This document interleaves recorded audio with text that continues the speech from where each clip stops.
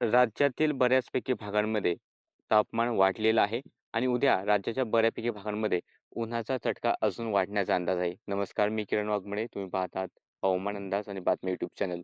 तर सध्यात पाहिलं आपण तर इकडे हवेची उलटी चक्र स्थिती आता गुजरातच्या आसपासच्या भागांमध्ये पाहायला मिळते. आणि त्यामुळे राजस्थानकडून येणारे कोरडे आणि उष्ण वारे हे आपल्या महाराष्ट्रात येत आहेत आणि पूर्वेकडून वारे कोकणात सुद्धा पोहोचत आहेत. त्यामुळे कोकणातही तापमानात लक्षणीय वाढ होण्याची शक्यता आहे.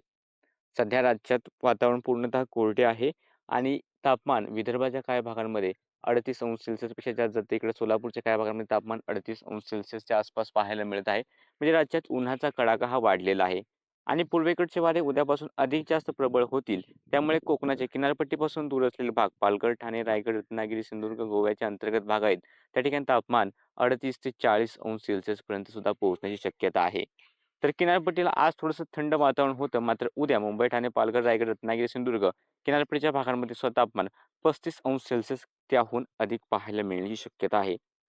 तसेच राज्यातील अमरावती, अकोला, यवतमाळ, चंद्रपूर, वर्धा, नागपूरचे भाग असतील किंवा इकडे सोलापूरचा भाग आहे. या ठिकाणी तापमान 38 अंश सेल्सिअसपेक्षा जास्त राहण्याचा अंदाज आहे. तर राज्यातील बहुतांश राहिलेले भाग आहेत. या ठिकाणी तापमान हे साधारणतः 38 अंश सेल्सिअसपर्यंत जाऊ शकते. 36 ते 38 अंश सेल्सिअसच्या दरम्यान राहण्याची शक्यता दाट आहे.